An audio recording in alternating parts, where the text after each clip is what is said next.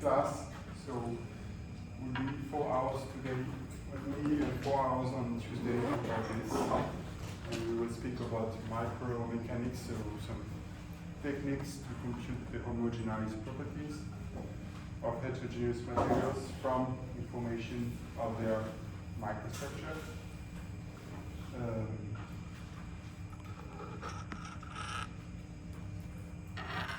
So while we're waiting for this table, so in my research I'm doing micromechanics on a daily basis, and I try to apply to civil engineering materials such as concrete, but also raw earth materials with fiber reinforcement. Also, we can apply it to various types of metals. Thanks, wonderful. It's long enough. Well, take care of that.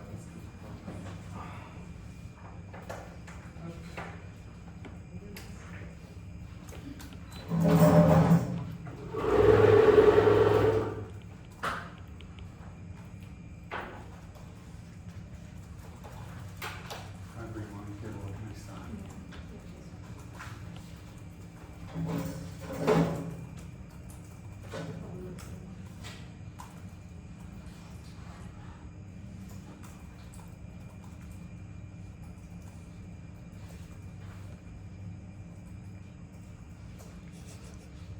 Okay.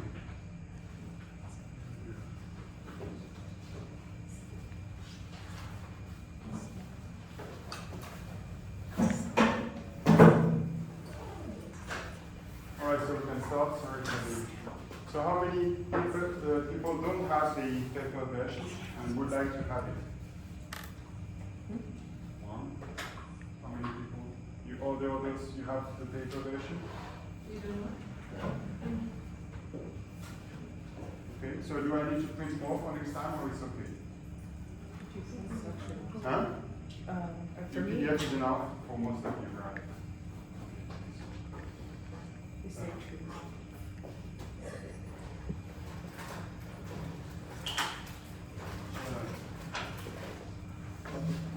So I'm going to organize these 2 days in 2 lessons. And for the first one, we will concentrate on the homogenization of heterogeneous linear elastic materials. So I will speak about linear elasticity at small strain, and I will speak a little bit of thermal conductivity to see different types of physics. So here's the outline of the class. So before I will make some illustration why we're interested in micromechanics. I'm sure you had already some examples by Professor Shara, but I'd like to give some examples on my own. Then I will report things you have likely seen with Professor Shara, but I will bring my own notations to be more comfortable with the next part. So we'll recall the principles of homogenization in mechanics, the principle of scale separation you must be familiar with, the definition of the upscaling or homogenization problem, and the what is called concentration and homogenization, a clear definition of this. So based on these fundamentals, I will then present some classical homogenization schemes, which are estimates to actually compute the value of the homogenized stiffness or conductivity from information of the microstructure. And then, if time is enough, we can go through a few examples of applications. All right, so most civil engineering materials are heterogeneous. If you look at the plaster on the wall of this building, it looks like homogeneous and white, but if you take some microscope and you zoom in, you will see that this plaster actually contains some bubbles and voids due to the way it is manufactured. And if you look into the matrix between the voids, you will see that this matrix, at a higher magnification, is made of gypsum crystals and quartz. And so, as you manufacture plaster, the more gypsum. So you have two ingredients, gypsum and water. In your mix, initially, when you put more water, you will have in the end plaster which is much more lightweight, but also which has a smaller strength and a smaller stiffness. So if you change the initial water to plaster intent, you will change the porosity of the final plaster. And now one may wonder, so how does the young modulus of this material evolve as we change its porosity by changing the water to gypsum ratio as we manufacture? And to do so, we can carry out experiments, and these are the small dots here, or we can do some modeling. Micromechanical modeling is to try to obtain this homogenized young modulus out of information from microstructure, and here is some results of models that we could do with what I will present to you in these 2 days. It's taken out of the PhD thesis of Senahuja, and basically the input parameters are the elastic constants of the gypsum crystals and their shape and the amount of porosity. And out of that, we can do some modeling that goes pretty well through experimental data. So by micromechanical modeling, we can avoid lots of experiments. We need to have to calibrate a few model parameters on a few data points, and then we can model the remaining part.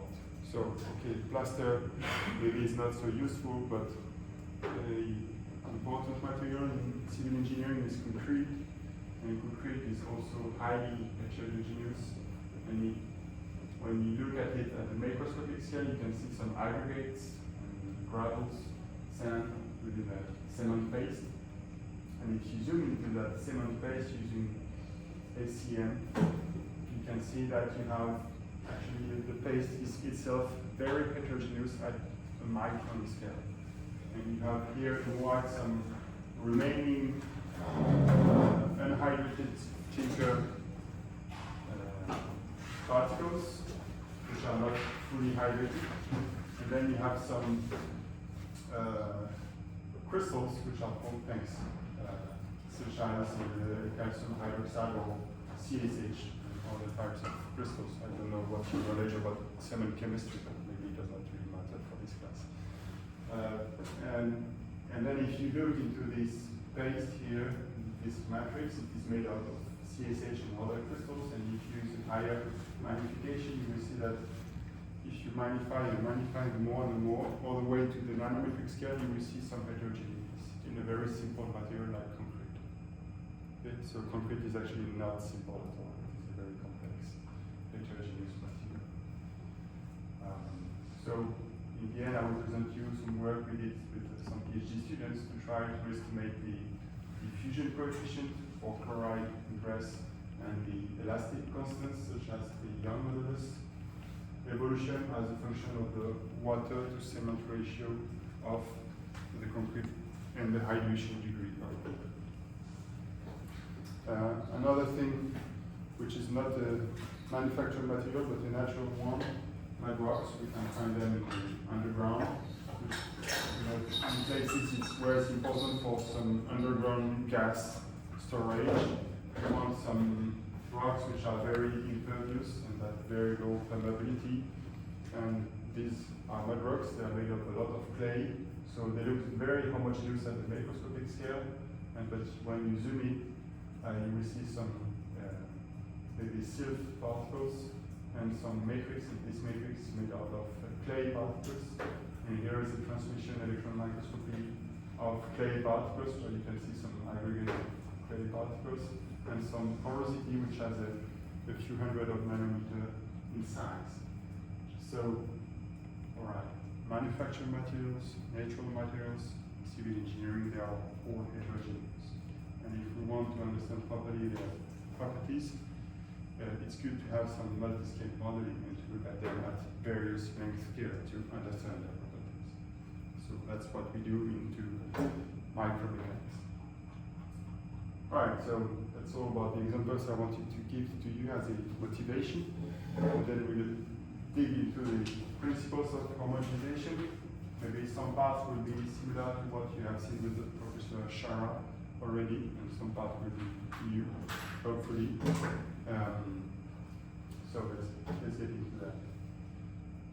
So one thing when you want to do micromechanics, you want to ensure that you have a proper separation of scales between the representative volume element, the particles within this representative volume element, and the macroscopic scale. So if our structure is of interest at the macroscopic scale is this dam, so in the dam you will have some stress field, capital sigma, and some strain field, capital E, which we can study using, say, FEM at the macroscopic scale. So the design engineers, they will use FEM of the dam.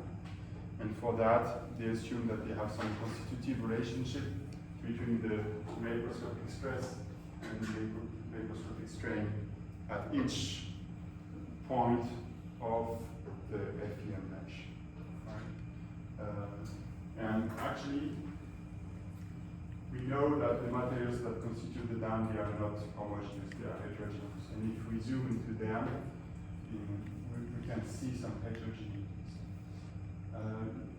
So the stress we use at the macroscopic scale is in some sense some average of the actual stress we have at the microscopic scale, which is fluctuating at a much faster rate with the space variables. So to distinguish between them, I will introduce two length scale. You have capital H here, which is some length scale related to the macroscopic scale, which is related to how fast do the field vary at the microscopic scale, how fast do the strain and the stress field vary at the microscopic scale.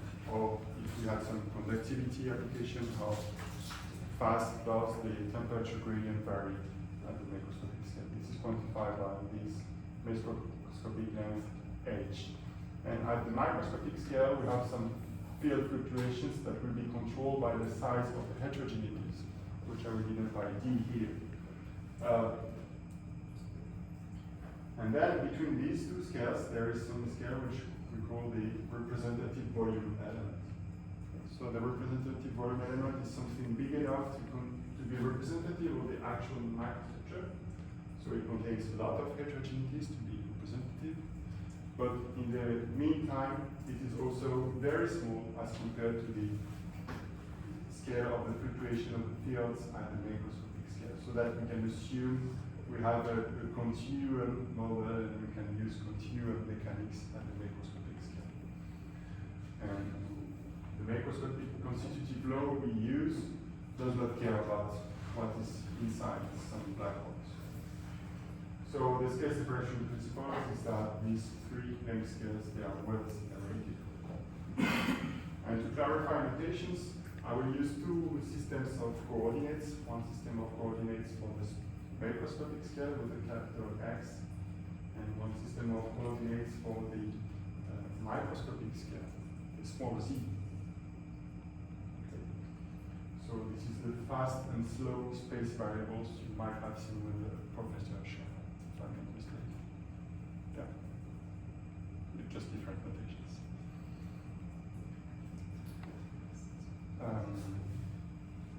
Okay, so from that, now we want to understand how this black box macroscopic constitutive law differs from what we have in some representative volume element of the domain, and this is called homogenization.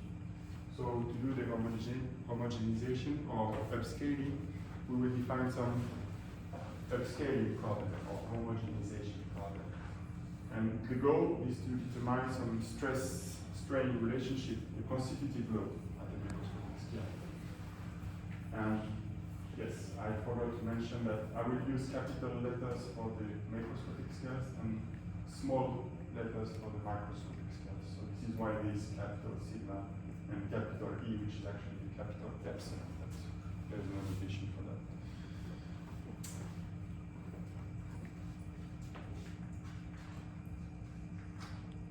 So to get the stress-strain relationship, there's two ways to do.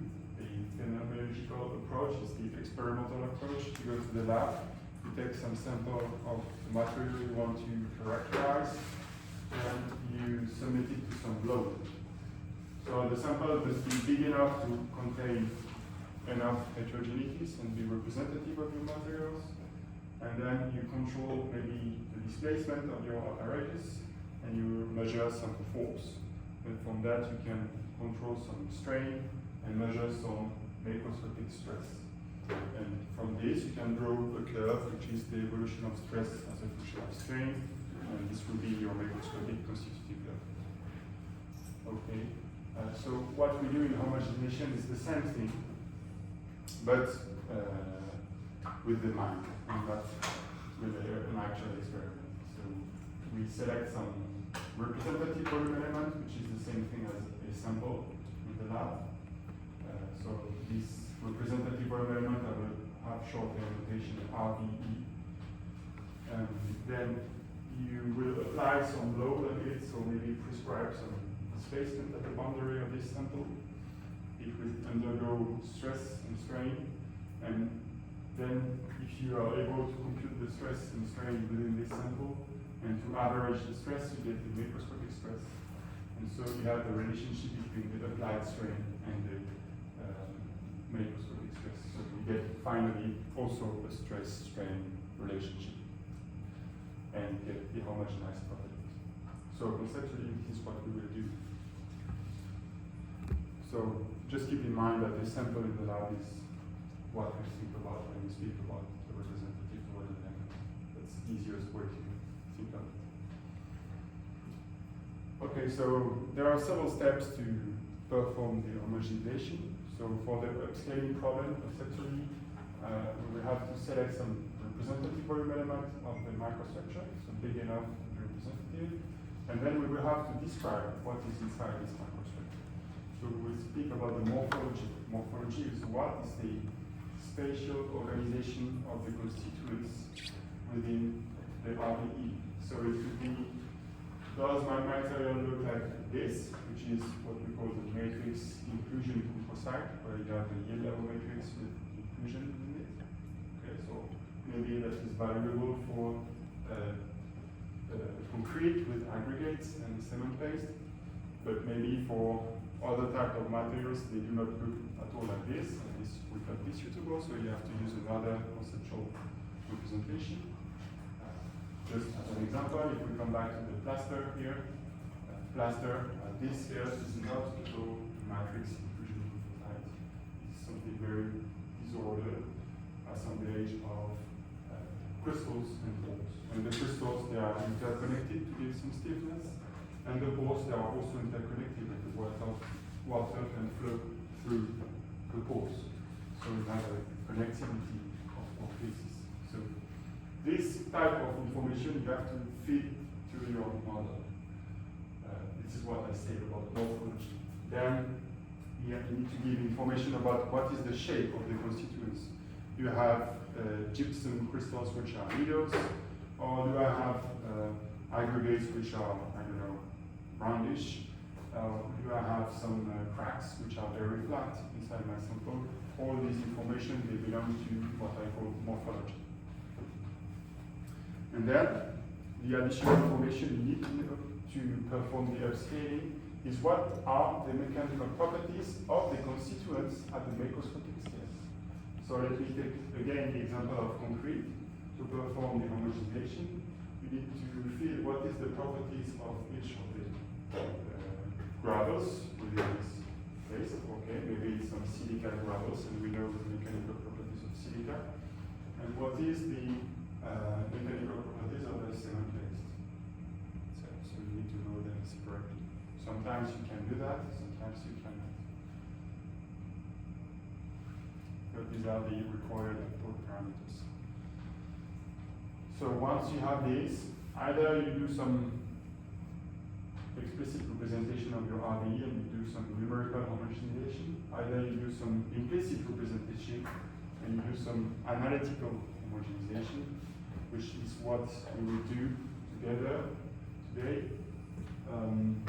So for that, we need to load a sample to see its response to some load. So the load can be either we prescribe strain or we prescribe a stress in average over the sample. There are different ways to do.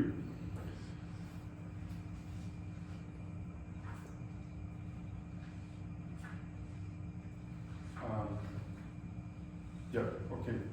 I will reorganize this. Let me skip these 2 slides and come back to them later.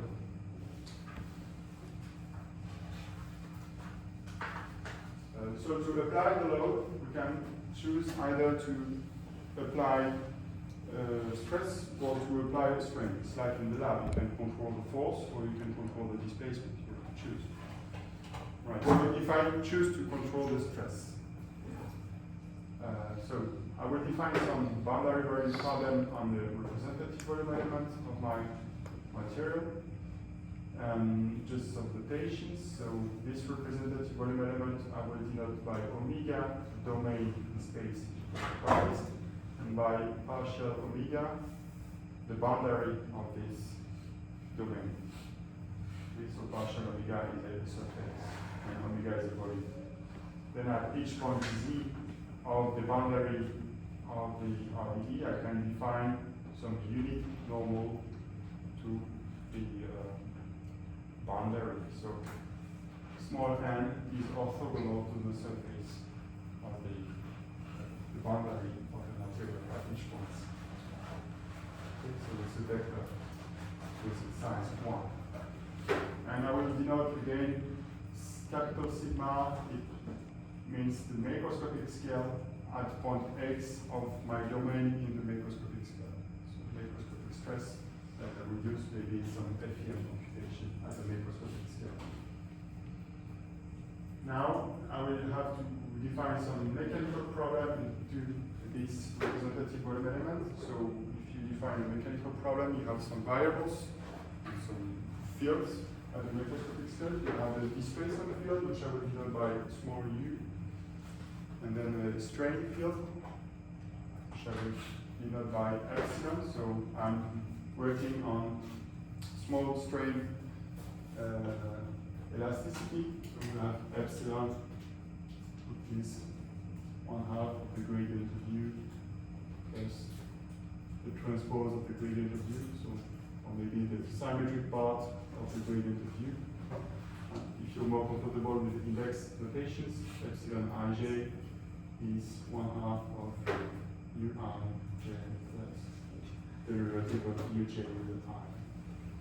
Depending on your background, you might be more comfortable with one or the other.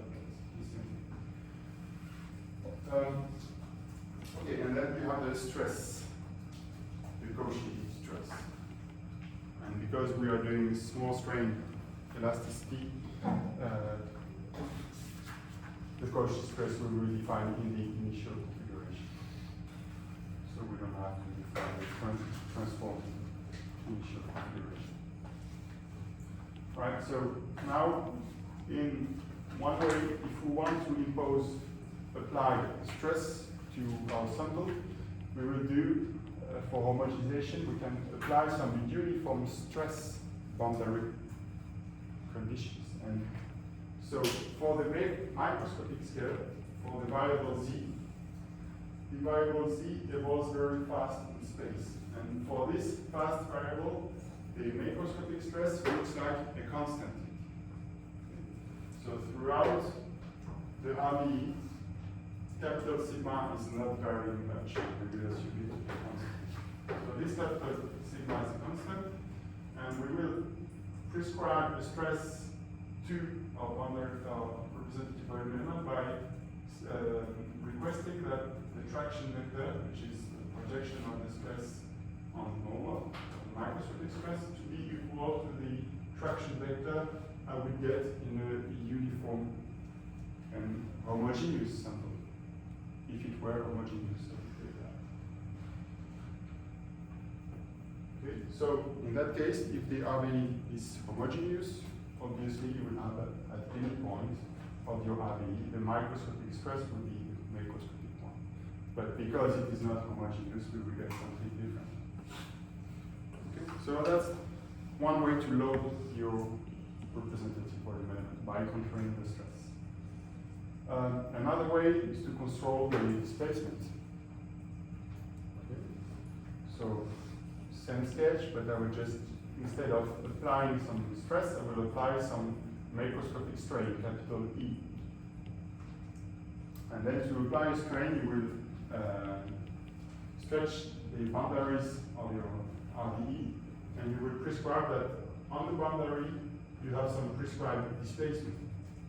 And that displacement is the one you would get in a homogeneous sample with a homogeneous strain. Because if you compute the gradient of this, E times C, the gradient of this is E. So again, if the RDE were homogeneous, we will get everywhere that displacement inside is some linear function of the position, with the microscopic strain here, and the strain at the microscopic scale will be constant when you go to the macroscopic strain. Okay, so that's the second way to impose a boundary, to impose a load on your representative volume element. And these two ways, they can apply to any shape of the representative volume element, provided it's big enough. So it can be a sphere, it can be some cube or whatever. Then I will present you another type of boundary condition you may see in the literature if you work in that field later on, which is called periodic boundary conditions. And presumably this is what you have been doing with Professor Shah, doing some periodic homogenization. Okay, so it's just another way to impose the load. So again, we would work by prescribing some macroscopic strain, and we will prescribe it in the following way.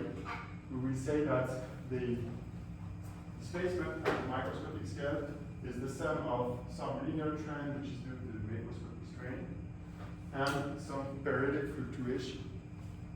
So if I draw this into 1D, you have the position Z and you have the displacement. If your sample were homogeneous, you would have some displacement which would be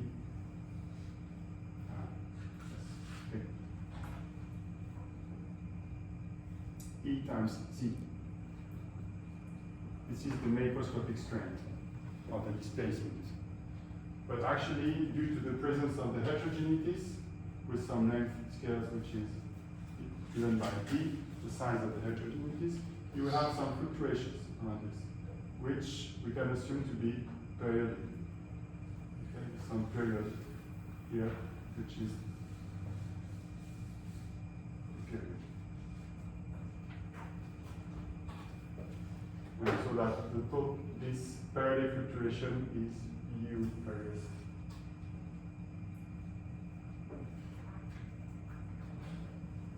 Can you explain it again, please? Yes. So what I'm drawing here is the total U. And I say that it is E times Z plus U period. So the idea is that here you have capital L, which is the size of your representative volume element. So at this point and this point, the periodic fluctuation will be the same, okay, by periodicity. So this phase and this phase have the same U periodic.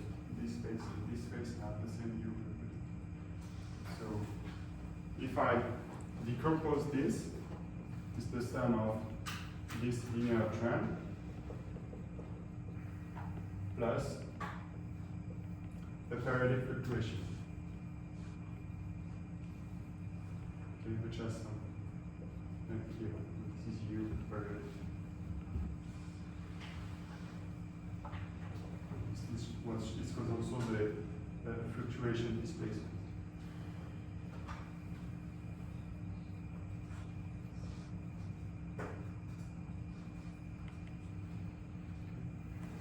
So now if you get the strain, the total strain, epsilon, it will be equal to the macroscopic strain plus the periodic fluctuation of the strain.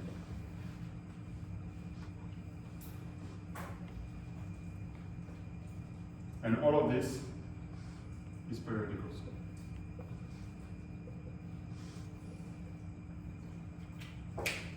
So the first one is this one. If you take the gradient of this, you get this one. And the second one is coming from this. If you take the gradient of U periodic, you will get this. The symmetric part of the gradient of U periodic.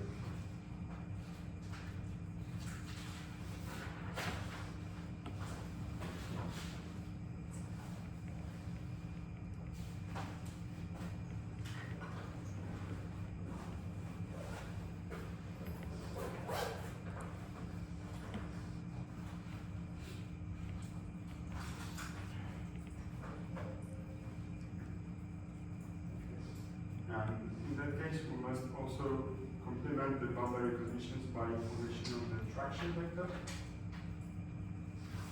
And for the traction vector, so if you imagine that your stress is periodic, on the right side you get the same stress value that on the left side.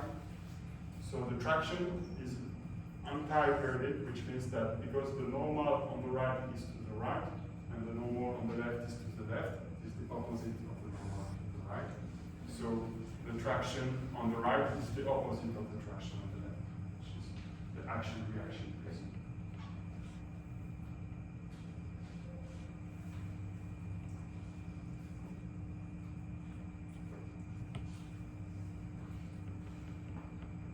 So again, if your representative volume element were a homogeneous material, you would get no fluctuation displacement.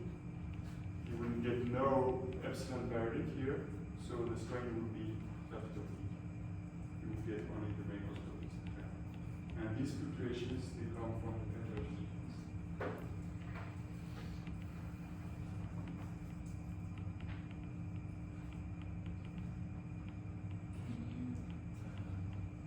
First, what is the A minus graph? A, oh, it's supposed to be a D, I'm sorry.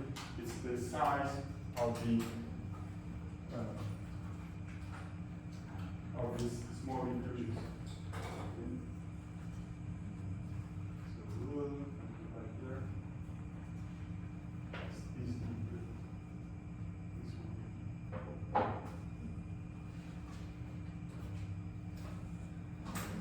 Can you explain again, so this stress, it will only be on the boundaries that it's equal between the micro and the macro scale, but then the strain, you can calculate it at any point within even the micro scale. Or For which type of boundary conditions? Specifically or like original? the difference between them, because here, you're only able to equate them on the boundary, right? Yes. But then for the strain control, for the uniform strain, Yeah. you can equate them anywhere in the, or is it only on the boundary that this works? So I'm just thinking about the loading conditions here. So either I have direct boundary conditions, either I have non-boundary conditions. You could also imagine a mix between the two things. So here, either you impose the stress and that will be done by some Neumann boundary condition, either you impose the macroscopic strain and that will be done by some direct boundary conditions. I don't know if that answers your question. And then we will have to determine what is inside the RV. So now we're just prescribing a boundary, and we need to solve some problem to get the values inside. And what we are interested in is the value inside. And for this, we have to solve some problem which I have not defined yet, and I'm coming to this slowly by slowly.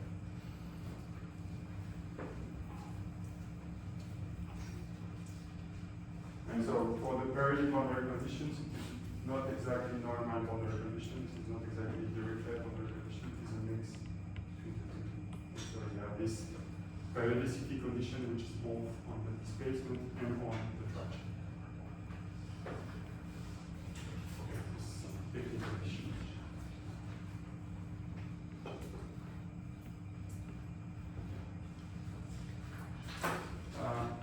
answer to the question, does it matter to choose one of these three type of boundary condition, and should I choose one rather than the other one?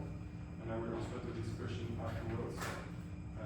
On the slides I have jumped, so we'll come to this. But okay, so it's one of the three. Choose one of the three. In the next part of my talk, I will concentrate quite arbitrarily on the case where I have the prescribed uniform strain boundary conditions, so the Dirichlet boundary conditions, which is called kinematically uniform boundary conditions, KUBC, kinematically uniform boundary conditions. The SUBCs for statically uniform boundary conditions, the words which are used in the applications.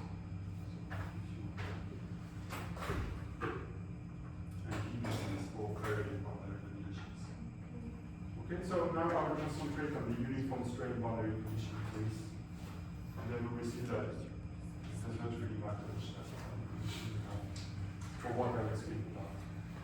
So in this case of the uniform strain boundary conditions, if we want to define some mechanical problem, we have to work with some displacement field, which must be admissible for the kinematics. So we say that the displacement is kinematically admissible with a macroscopic strain, capital E, if it is continuous, C0 is continuous, and C1 is, you can have a derivative, and the derivative is piecewise continuous. Okay, so it's just to have the strain which is the derivative of the displacement must exist. It's just a way to state it mathematically. And then, what is the most important part is that we prescribe some Dirichlet boundary conditions on the boundary of the RVE. Okay. And because kinematically admissible is a terrible word to say and to write, I will just write K. That's good. It's just a shorthand notation for this.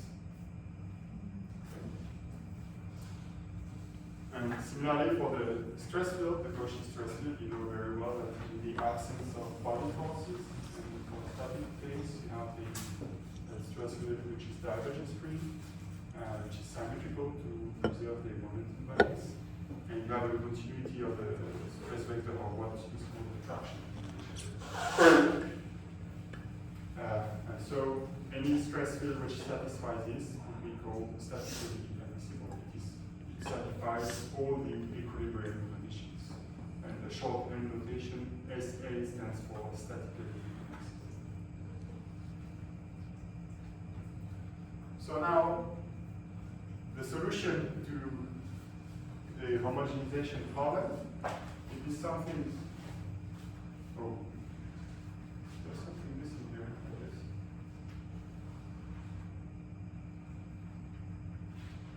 Okay. Well, I prefer today to present this one first.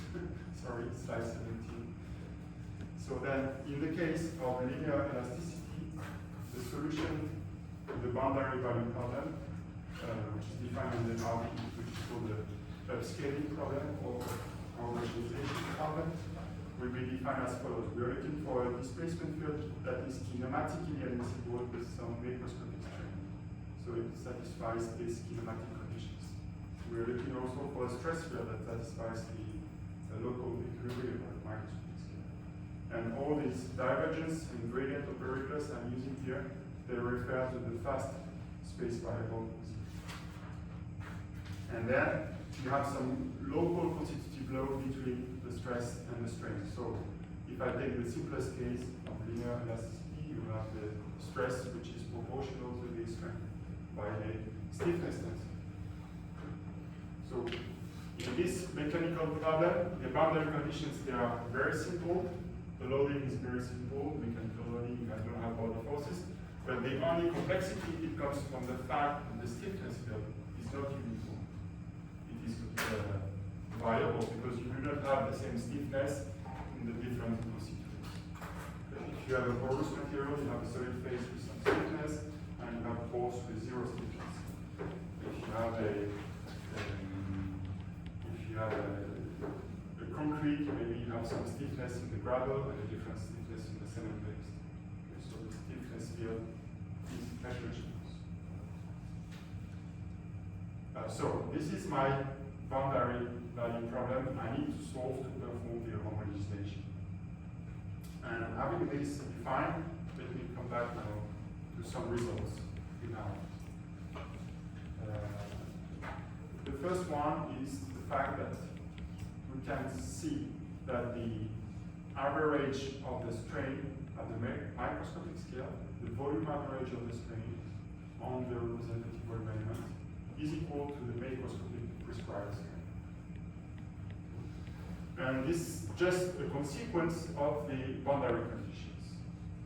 And to prove it, okay, it's a bit technical, but basically it uses Gauss theorem, or you can transform the gradient of the displacement in average, which is here. So U is the symmetric part of the gradient of the displacement, is the strain. So if I look at the gradient of the displacement and I integrate it as in this formula here, I can use Gauss theorem or divergence theorem to transform this gradient integral over this whole domain as a surface integral. Okay. And so this surface integral of the displacement times the this is a. Do you know this notation? Yes, tensor product. You're familiar with this? If not, U times M is some second order tensor, and it has components U, I, and J.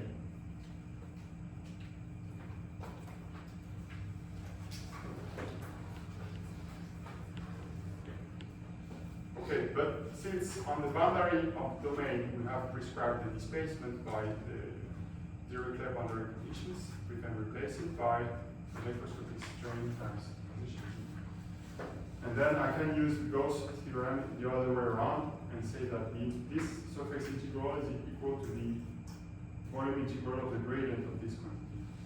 But the gradient of E times T is E, the macroscopic strain. So in the end, I can say that the average of the gradient of the displacement is the macroscopic strain times the volume of the domain. So now I divide everything by the volume of the domain, and I can say that the volume average of the gradient of the displacement is the macroscopic strain. If I take the symmetrical part, I will also get that the average of the microscopic strain is the macroscopic strain. So we have some link between the microscopic stress, the strain, and macroscopic strain. Now the question is, do we have the same link between the macroscopic stress and the microscopic stress? And the answer is yes. And it is actually a consequence of the equivalence of the energy from a macroscopic point of view and a microscopic point of view. So the straining energy or the straining work, it is the stress times strain times some volume. Okay? So from the macroscopic point of view, the strain energy in my domain will be stress times capital strain times the volume of the RV. But because we have some heterogeneous strain and stress at the microscopic scale, I can also say that from the microscopic point of view, by summing all the local strain energy density, I will get the macroscopic strain energy density. Because the energy is some extensive variable. I can add it up from several parts.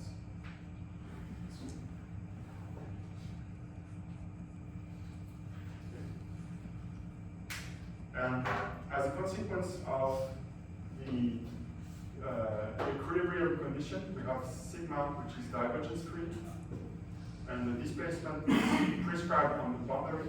So for any displacement field which respects the admissibility conditions, and for any stress field which respects the equilibrium, we have this very nice result, which is that I will read it this following way.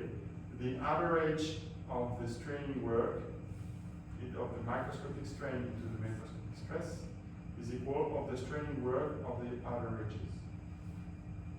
So let me say it again.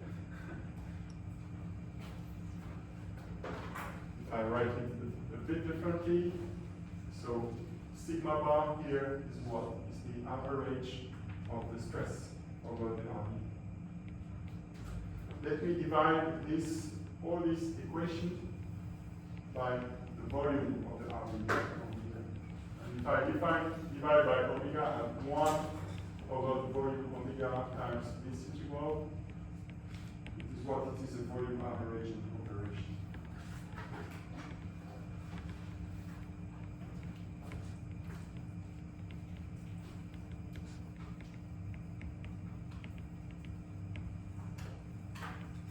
Okay, so this volume averaging operation is at the center of homogenization, so let me make it clear about my notations. I will note by epsilon bar the volume average, which is defined as 1 over omega integral over the domain of epsilon, which depends on the microscopic position Z times the volume. Similarly for sigma bar, is the average stress, volume average, defined like this. And then if I take the straining work of the strain into some stress, in average, so it means I take this, which is the integral you have here, sigma times epsilon dV. And the Hill's lemma gives you the following result. If sigma is a statically admissible stress field, which means it fulfills all the equilibrium equations, and if epsilon is some strain which comes from a kinematically admissible displacement, then we can say that this is equal to average of epsilon times average of sigma. So I can break the average into pieces.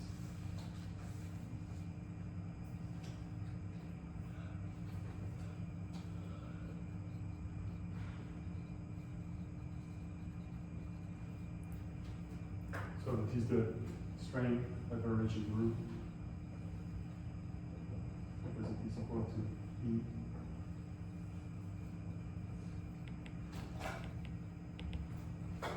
And here, because the average of epsilon is E, I can say that it is times sigma bar.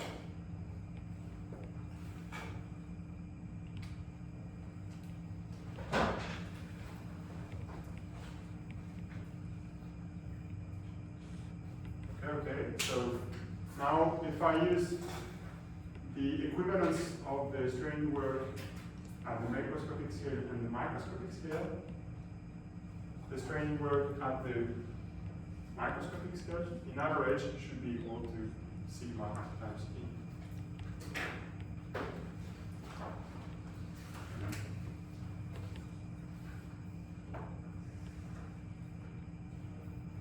Okay. So by comparing this expression here to the one which is over there, I can say that I must have that the average of sigma for the solution of the problem is equal to the microscopic stress.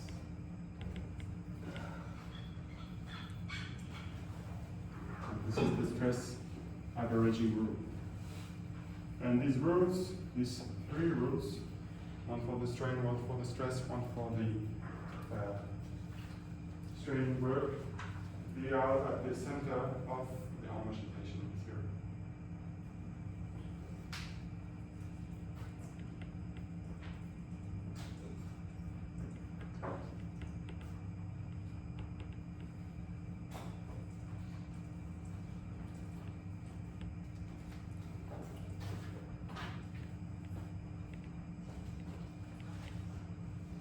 Okay, so to get the small picture of what we did, now we have at the microscopic scale, we have some constitutive relationship between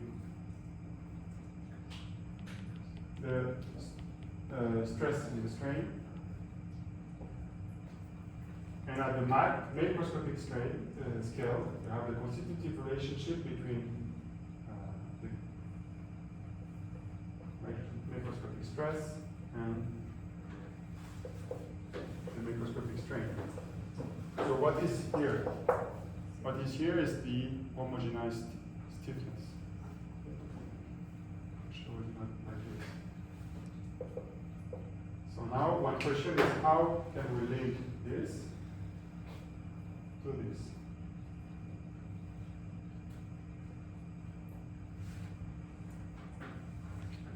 And this is the problematic of the homogenization theory. How can I relate microscopic properties to the microscopic ones? But the microscopic one is not homogeneous. Yeah, it's not homogeneous. It depends on the position. You have different values. If you are in maybe the 7th base and in the aggregates, you have different values, right? So it is heterogeneous.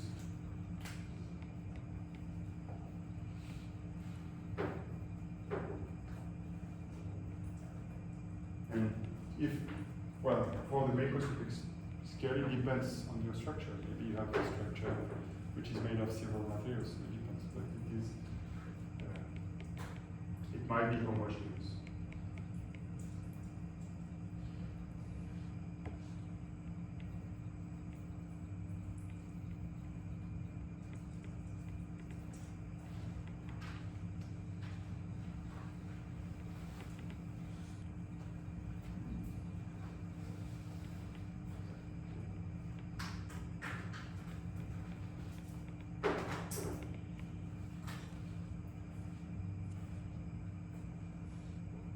So to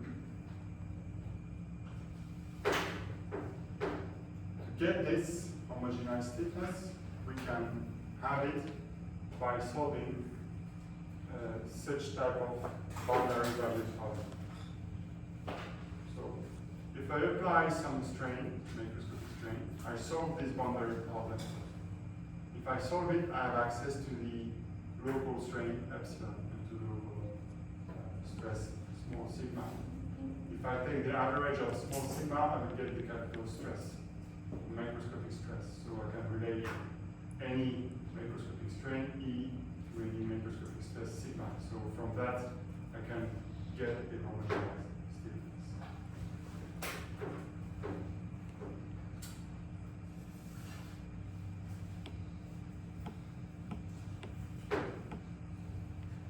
Before we go further into this direction, I just want to come back to the few slides we skipped. And you may wonder why I have chosen here to work with the kinematically uniform boundary condition and not one of the theorems. Okay. So this is an arbitrary choice. Now, to understand this, let me come back to these slides.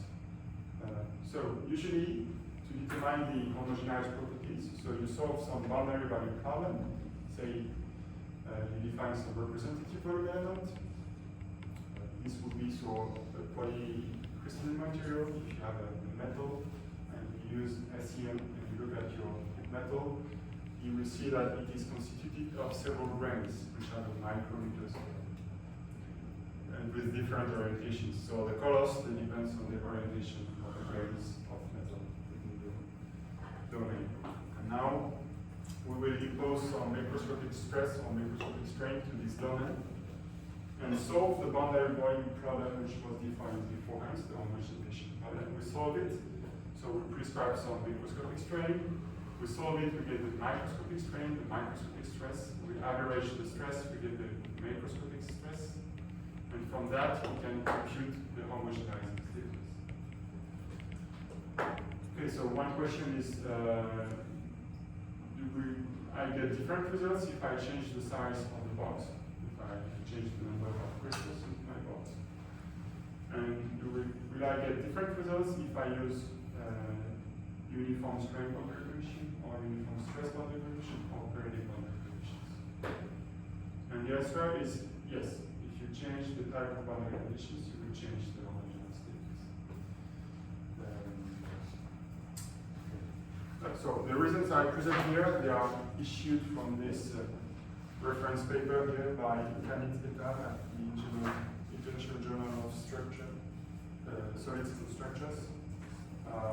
This paper has like 5,000 citations. Usually my papers, they have 2 or 3 citations. So this is very reference paper. And what they did is they arbitrarily selected that for each of the grain here, there will be either of stiffness 1 or stiffness 100. Okay? So you have a mix of grains with stiffness 1 and stiffness 100. So it is very heterogeneous. And then what they did is that they performed several simulations on several domains with varying the number of crystals within the domain. So they make some very big simulations with a lot of crystals like this, and then they make smaller simulations with a smaller number of grains. And they make very different number of grains like this.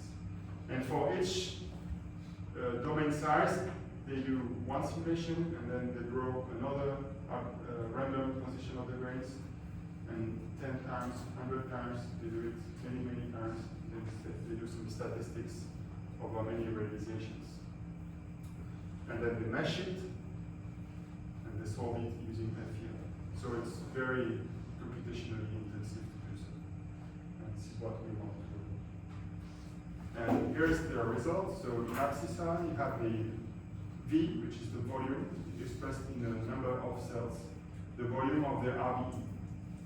So on the right, you have a very large RBE. On the left, you have a very small RBE with only 10 grains, which is about this picture.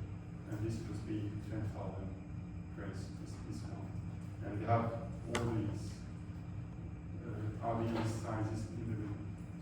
Then in red, you have uniform strain boundary condition. In blue, uniform stress boundary condition. And in green, you have periodic boundary condition. And what is in the here, ordinate mu up is what is the homogenized shear modulus. So it is one quantity you can get from this homogenized. So it is the homogenized shear modulus.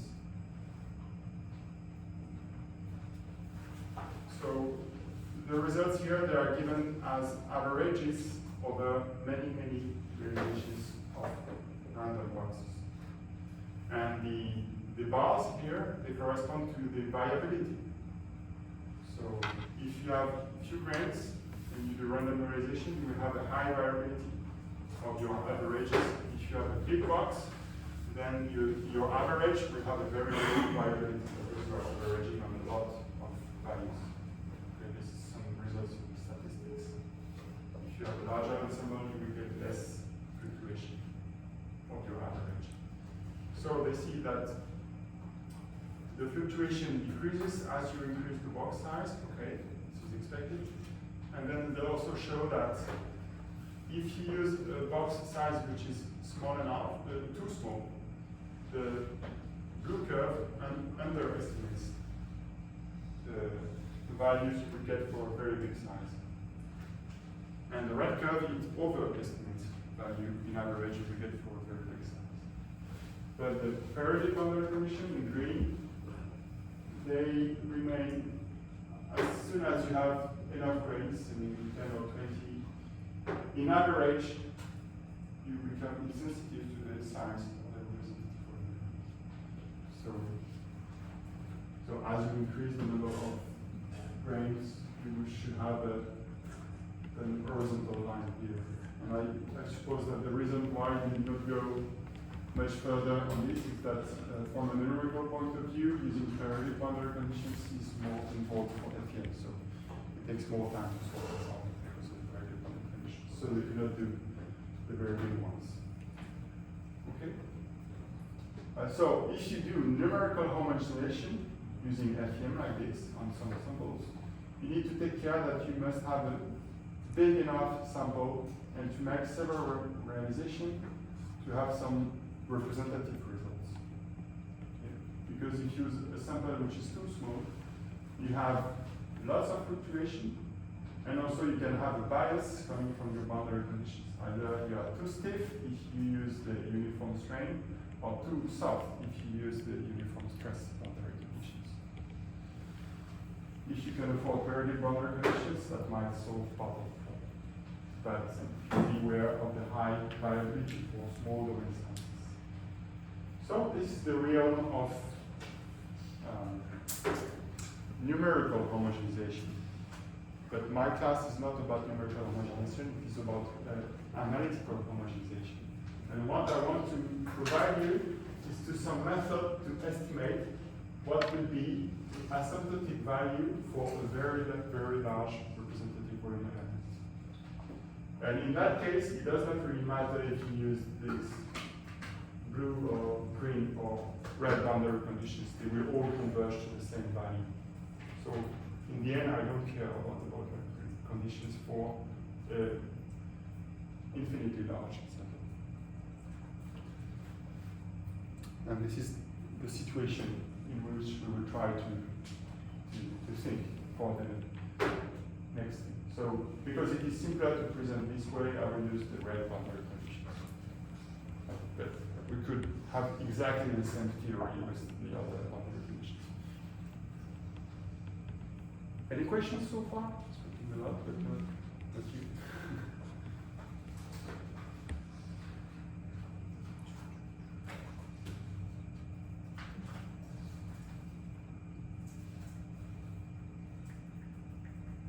Okay, so just going towards where we stopped the last slide. So now I think we saw all this. Yes. Yes. And we saw it. Okay, so now the central question is how can we compute this guy in practice? And how to define it even. I've not defined it properly yet. And for this, I will speak about the concentration homogenization. Yes, I provided here the proof of the Heer's lemma if you're interested in this. But it's just technical thing about the integral bypass and divergence theorem and so on. So I'd rather not go through it in details today. It's not very important. It's just technical things.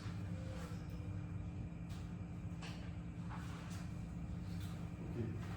So the center of our thing is this mechanical homogenization problem. On this mechanical homogenization problem, the solution it fulfills all these results: strain averaging rule, stress averaging rule, and the straining growth averaging rule, which is called Heer's lemma.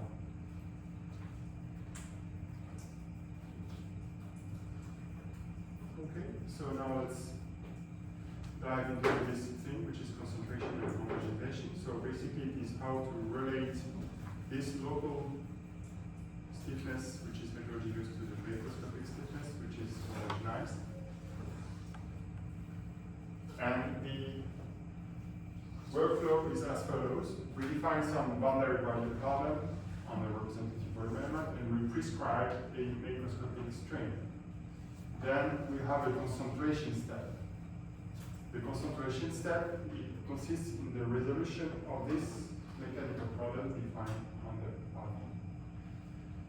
Okay, so you can solve it using numerical homogenization, as I showed you the paper like can be very costly, several hours to solve the problem because you have a very large domain.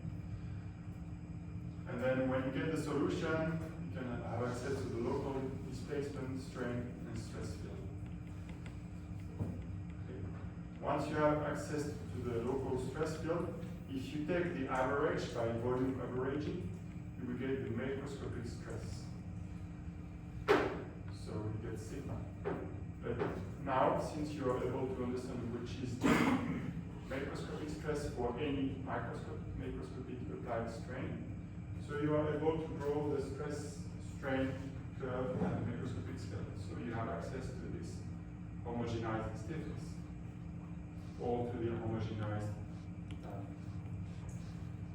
constitutive model if you're not working with elasticity. And actually, this strategy does not make the assumption you have linear elasticity. It can work for plasticity or viscoelasticity with what we're doing. Okay, and now I will focus in the case of linear elasticity. So, first I will speak about the concentration case. In French, je ne sais pas s'il y a des locuteurs français dans la salle, on parle de tenseur de localisation. Just there's an ambiguity in French, we say localization. In English, concentration.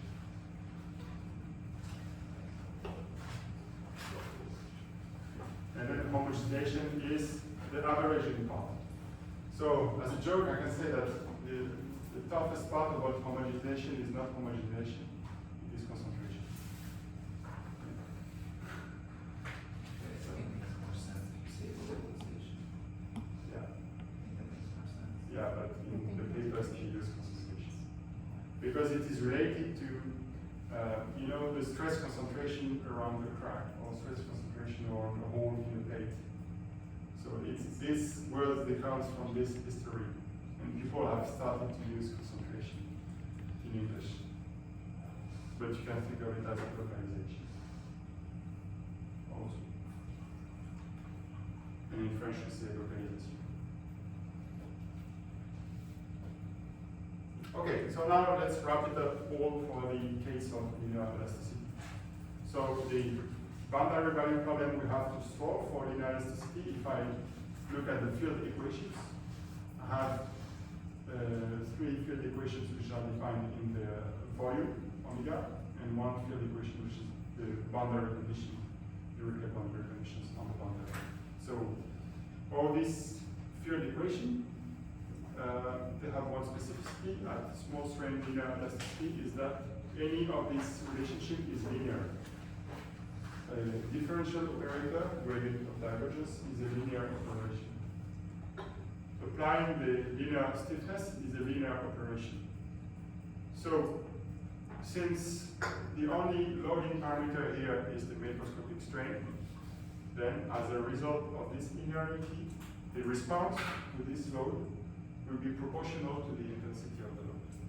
So if I double the strain applied, I will get double displacement, double stress, because everything is linear. So because of that, we can say that the local strain field or the local stress field, they depend linearly on the applied loading, which is the macroscopic strain. And to express this linearity, I will use some coefficient. Okay. So this is the multiplication. And this coefficient, well, I have a second order tensor, epsilon, on the left. I have a second order tensor here on the right. So to have a linear relationship from one second tensor to another second order tensor, I must use a fourth order tensor. Maybe a better way to see it is that if you look at the components, you must have that each component of sigma depends linearly on each component of epsilon. No, sorry, this is wrong. Confused. Each component of the microscopic strain depends linearly on each component of the macroscopic strain. And here I will use some A, I, J, K, L coefficients, which are proportionality coefficients. So, because I have four indices, it is a fourth order tensor. And I will use this notation for fourth order tensor with the blackboard, double bar, just as for the stiffness.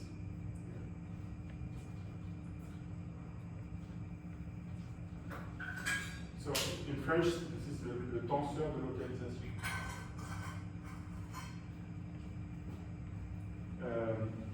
Okay, so this is just another way to express the solution. We would just make clear that the solution depends linearly on the load because the problem is linear.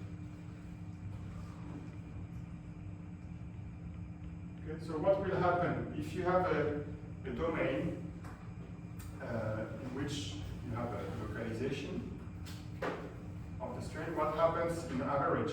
We know that in average, by the strain averaging rule, that the average of the microscopic strain is equal to the macroscopic strain. So now, if I take the volume average of this quantity since the macroscopic strain is a constant, in the volume average, I will do some integration. I can get out this constant out of the integral. So I can get it out of the average. Which means that this average here, I can kick out the E, and I get here the average of the localization tensor. So this is the fault of the tensor. And we get this identity. So the average of the strain concentration tensor must be equal to the identity. This is our fourth order identity tensor. Okay. So it means that if you have material with a soft phase and a stiff phase, you have two phases in your material, what will happen? If you strain your material by a total amount of 1%, okay, maybe you have more straining in the soft part and less straining in the stiff part. Maybe 2% straining in the soft part and 0.5% in the stiff part.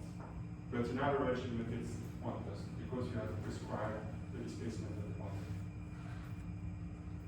Okay. So this strain localization tensor, it has some fluctuations around the identity. In the soft part, it will be greater than the identity. In the stiff part, it will be smaller, presumably than the identity. In average, it compensates. And this tensor is at the center of the definition of the homogenized stiffness. Why? Because we see that the homogenized stiffness depends on the macroscopic strain, but the macroscopic strain is what? It is the average of the microscopic strain. So now can I relate the macroscopic stress to the macroscopic strain? Yes, I can. I will just use the local constitutive model. The local constitutive model tells you that the local stiffness, the local strain, times local stiffness is equal to the local stress. But the local strain epsilon is localization tensor or concentration tensor times macroscopic strain. So I will basically, so I can express sigma as a linear function of the macroscopic strain because we have a linear problem. Micro or not? Macro. This is micro. This is all micro. All of this is micro, and this is macro. So we are making connection with the micro to macro. Yes, we are doing here. Now we have the answer. If I apply a macroscopic strain E, I will get a local microscopic stress sigma, which is C times E, A times E.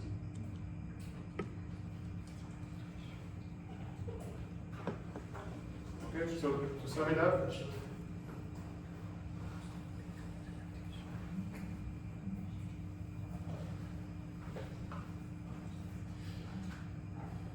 I have the strain concentration.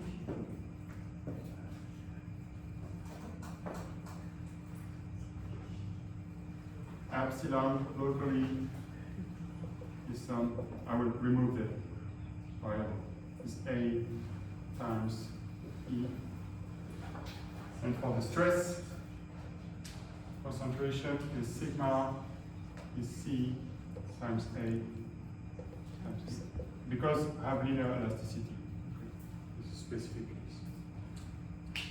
You can do this with another type of constitutive modeling, but we do not have the linearity anymore, and it's not so nice to run.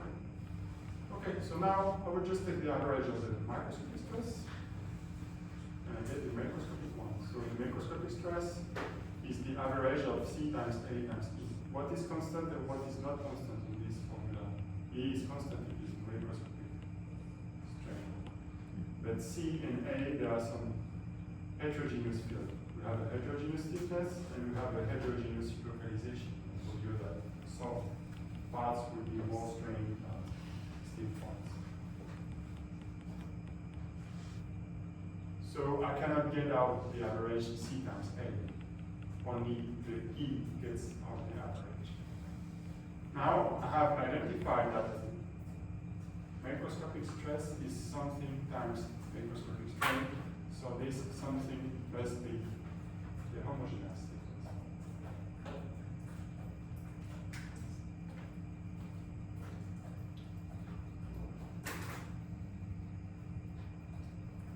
So on the board, we have, in a nutshell, a very summary of the most important formulas of what I did so far. The homogeneous stiffness is the average of the local stiffness times the strain concentration density. Which means that, in some sense, the homogeneous stiffness is a weighted average of the local stiffness, but it is weighted by the localization tensor. And so the localization tensor, to get these weights, you have to solve the boundary problem of homogenization, which is a costly problem. Okay.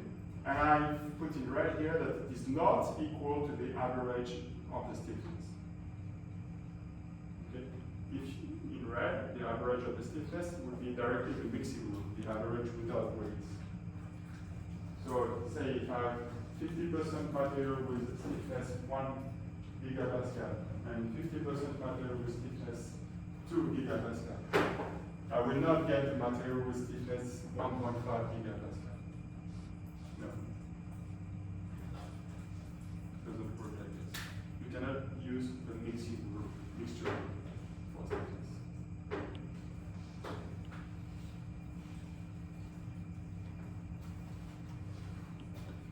And we will prove next week that actually this is lesser than this. We have a theorem that can prove that this is smaller than the average stiffness. So the mixture rule is an upper bound. Okay. We speak about this next week. It is the void upper bound.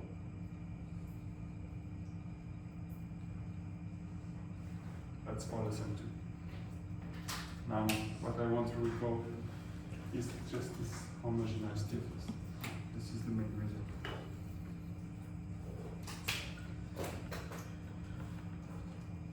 Okay. Well, so good news is that we have a definition of the homogeneous stiffness. Bad news is that the definition involves the strain localization tensor, which is a fourth order tensor. That's really bad news. And to get this one, you have to solve a boundary value problem on a very large heterogeneous structure, right?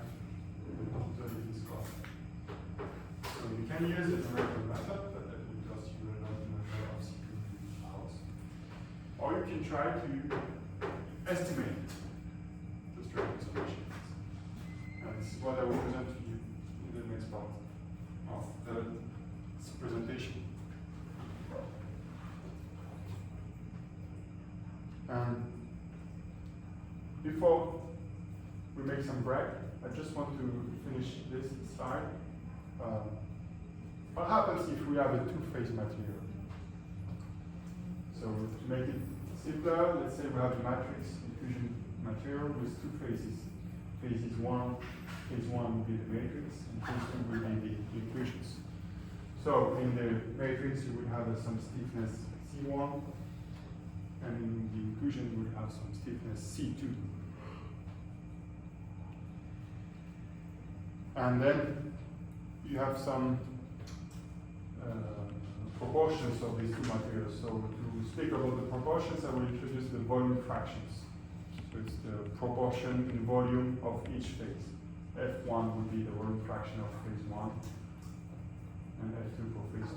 So the sum of all the volume fractions is the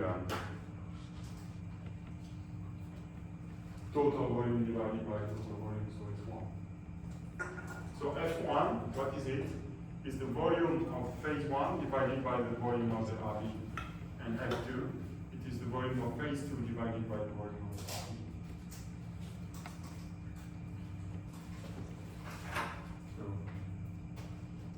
Fi is the volume of phase I divided by volume of RD.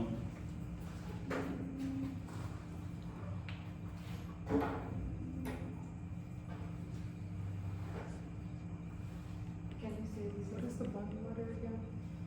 Sorry? What is the bottom letter, omega? Omega, yeah. Oh. Yes.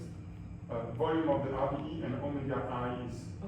the domain of phase I, so maybe the intersection of all these inclusions here for phase 2.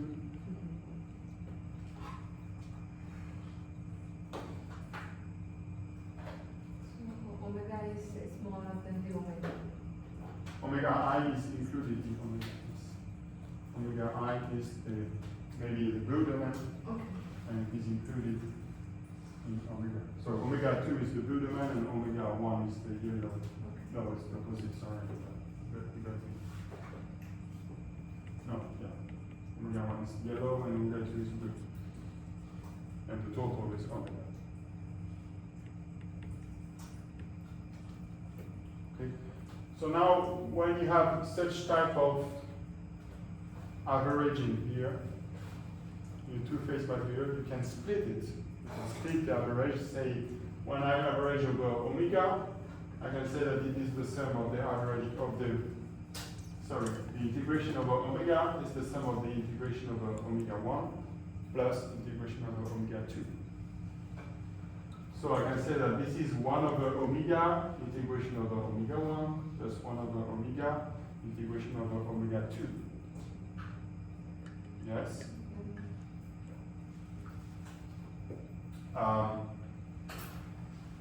So I will get the sum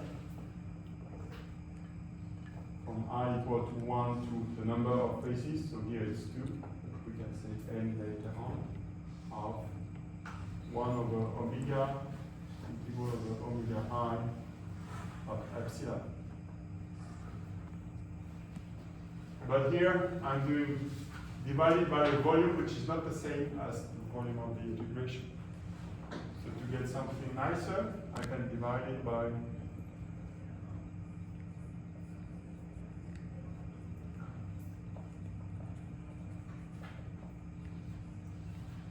omega I.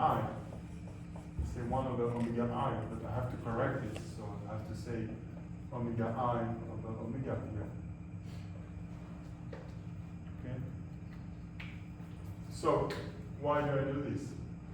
This will be called epsilon in average over phase I. It is called the intrinsic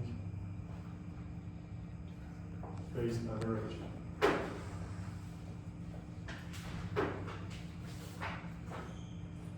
And this is what? This is Fi, the volume fraction.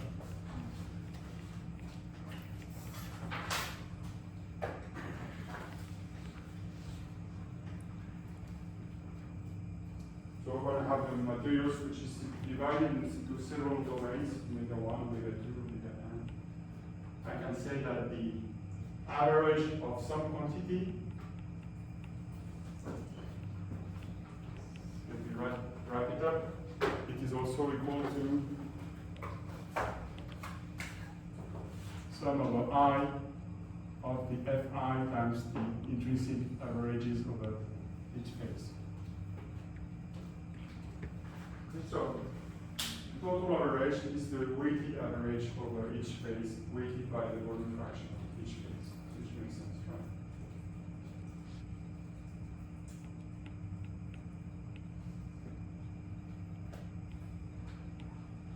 So I can do this for the strain, for the stress, for whatever you want. I can do it also for the strain concentration tensor. If I replace epsilon by A into this formula, we get the same thing. So I can say that the average of the strain concentration tensor, I can split it as average over phase 1 times volume fraction of 1 plus average over phase 2 times volume fraction of 2. And we know from the strain consistency rule or the strain averaging rule that this average strain concentration must be the identity.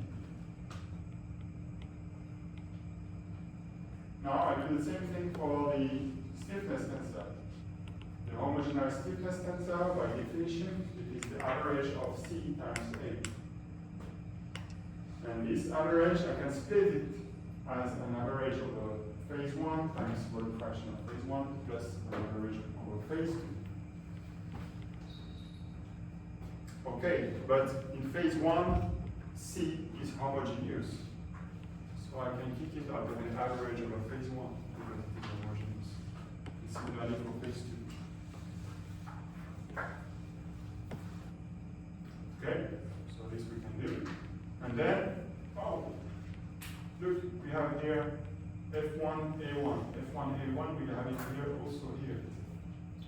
So I can say that F1A1 is identity minus F2A2. And I can reinsert it here.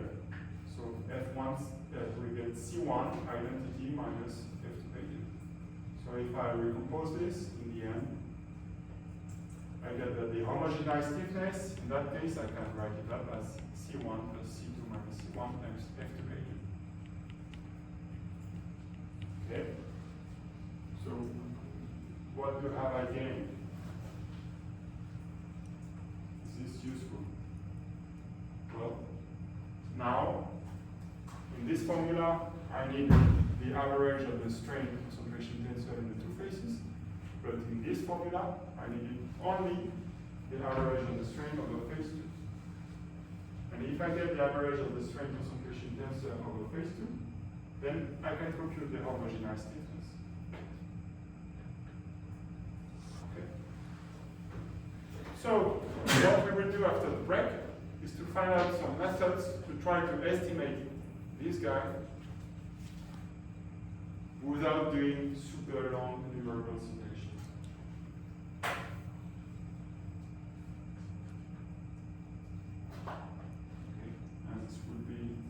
The so-called homogenization schemes that will provide estimates to this concentration tensor and in the end to this homogenized stiffness. Okay, let's make a break now.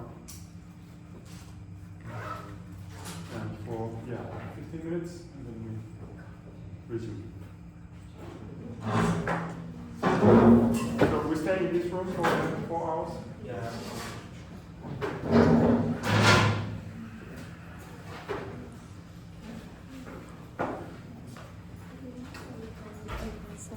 Yes?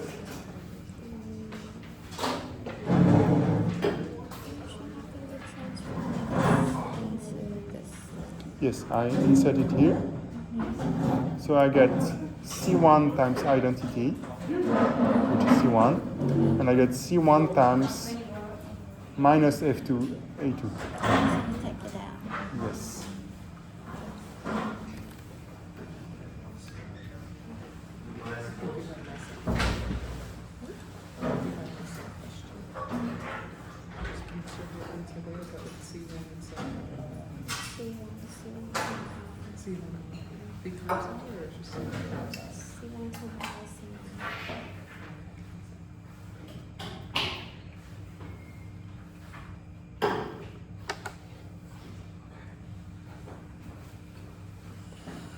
So you are very calm, so I don't know if you like it or you don't like it, if you understand or not. Is it okay so far? You present more clearly than other professors. Yes. It's hard, but your presentation is very Thanks. Yeah, it's very condensed. I'm sorry about it. I also appreciate the notation. Yeah. Consider the uppercase, lowercase. We started our coupling class, which is very, and it involves a lot of like homogenization. Yeah. And our professor used capital X and lowercase x, Yeah. and they're the same letter when he writes them on the board. Oh, yes. So it's uppercase X, lowercase x, and then curly x, and we were supposed to denote that they were different things. Oh, yes. So we started on hard mode, but this is very clear. Okay, thanks. Thanks for the feedback. Oh, I actually did have one. You said for the strain consisting Z rule, you said the soft part is greater than the identity? I might have completely wrote this wrong. Yeah, I meant that Is less than identity? if you have a material which has a soft part and a stiff part, and it's strained, so Mhm. usually we will get that the softest part will be more strained, Mhm. and the stiffest part will be less strained.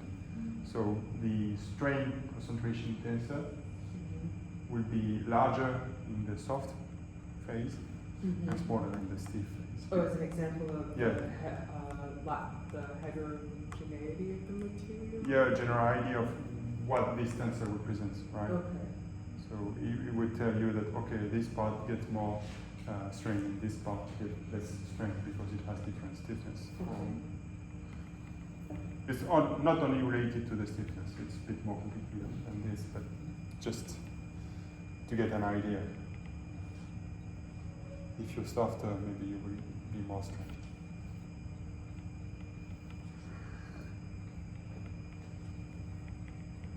I have a question related Sure, to sure. this again. Like when was this first? Can you explain this again? Like when you solve this, and then you do something with this. Yes, so the way it works is start from here and you get this way. Yeah.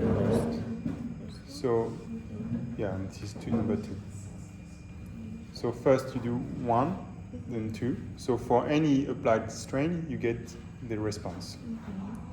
So you are able to relate this one to this one.